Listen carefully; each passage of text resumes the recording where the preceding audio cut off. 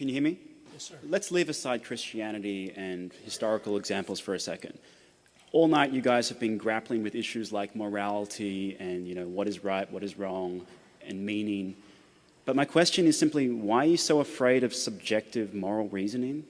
I mean, do you think that we're all just going to start raping and pillaging just because we don't have a book to tell us what to do? I mean, are you afraid of that? Like, I'm not, because that's not going to happen. And that, yeah, Nazis were bad, but there were Christian Nazis and there were atheist Nazis. So I don't see, what are you so afraid of? Do you lock your door at night? Yeah. Sure.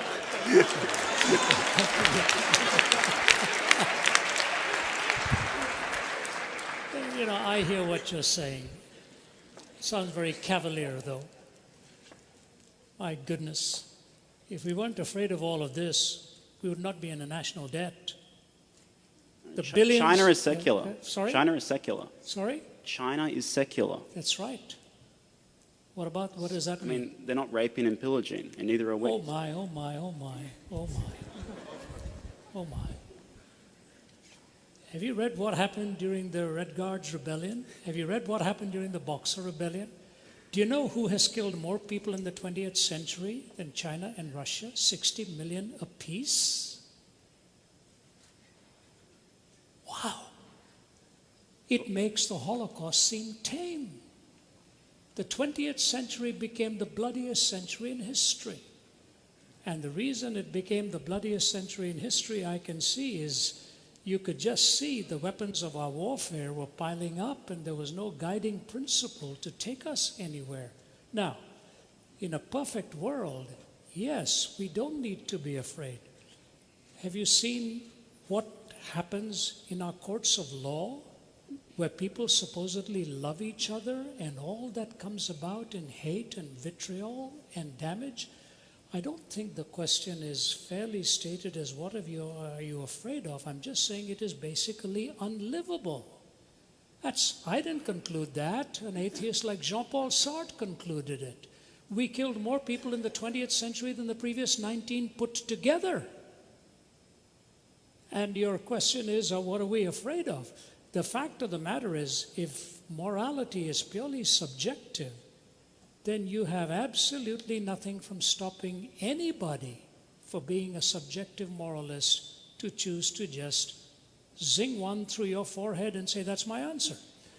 How do you stop that? Obviously, you don't believe that's the way it should be. No, neither do I.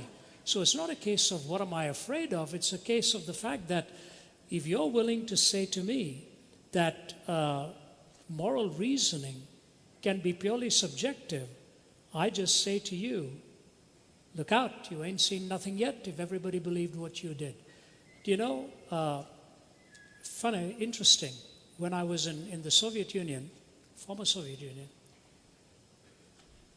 Stalin eliminated 15 million of his own people.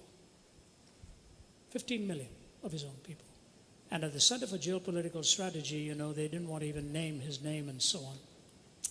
His daughter, Svetlana, made the comment. It is quoted both by Malcolm Muggeridge in his writings and by historian Paul Johnson in Modern Times.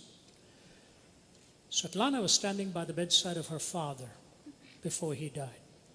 She said the last thing he did was clench his fist toward the heavens one more time, put his head back on the pillow, and he was gone.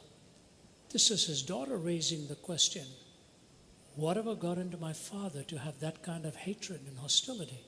And when 15 million were killed of his own people, it is interesting that the faculty members and the general who chatted with me there, my wife will tell you, sat around the table with tears in his eyes when he watched what had been done to his own country by his own leadership. So subjective morality would be very good if we all wanted to be nice people and live around each other without any fear of each other. But the reason you lock your doors, and the reason we have our police, and the reason we have our military, and the reason we have our law courts is because when subjective morality becomes totally subjectivized, this is what happens in society. So it's a great idea, but I hope nobody absorbs it. Thank you. We go on to the next one there. Thank you.